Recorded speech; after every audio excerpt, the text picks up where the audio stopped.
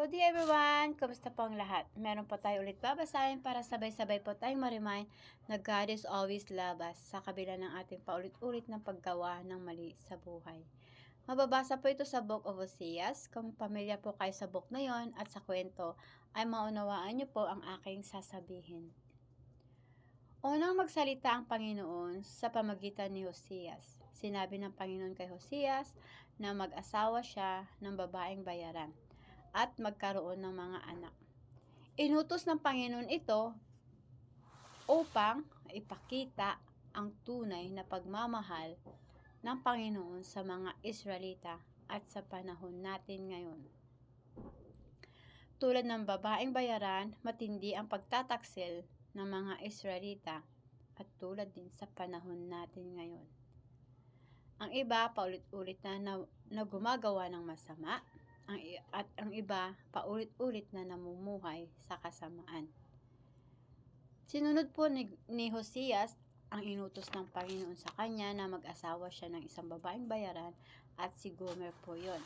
At nagkaroon po sila ng anak. Pinakasalan po ni Hoseas si Gomer. Lumipas po ang maraming taon ay iniwan po ni Gomer si Hoseas at sumama sa iba't ibang lalaki. Sinabi po ni Hoseas sa kanyang mga anak na pagsabihan ninyo ang iyong ina na si Gomer na itigil na ang kanyang pangangalunya at talikuran ang immoral na pamumuhay.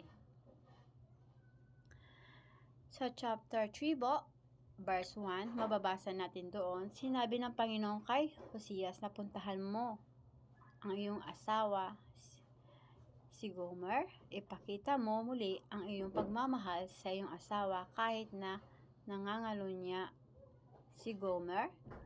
Mahalin mo siya tulad ng pagmamahal ko sa mga Israelita. Alam naman po natin ang mga Israelita ay talaga pong matigas ang ulo. Paulit-ulit na tumatalikod sa Panginoon. Paulit-ulit na gumagawa sila ng mga hindi gusto ng Panginoon, di ba po? Matitigas po, lalo na po sa mga new generation. Tapos po, sa verse 2, mababasa po natin, sinabi ng sinunod po ni Hoseas yun, yung inutos ng Panginoon na puntahan si Gomer, no? Pinuntahan ni Hoseas si Gomer, tapos po ay binili sa halagang 15 perasong pilak at 4 na sakong sibada. Yun po.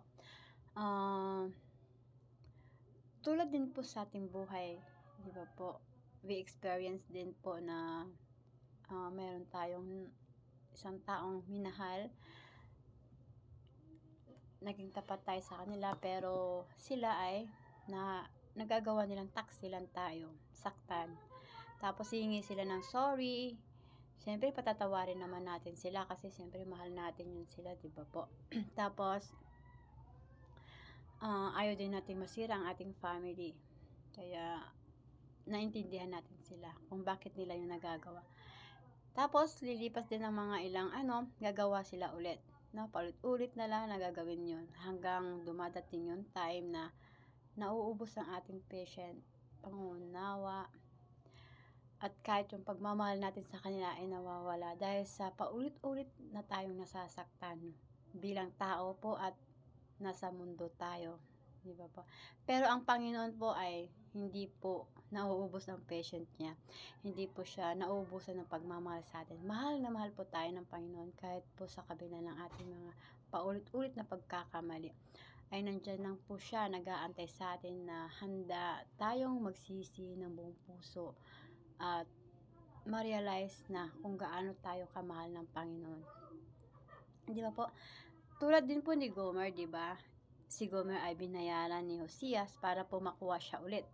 Tayo din po ay binayaran sa dugo ni Jesus Christ sa cross ng Kalbaryo, di ba po? Para tayo ay makabalik sa Panginoon. Ganun tayo kamahal niya.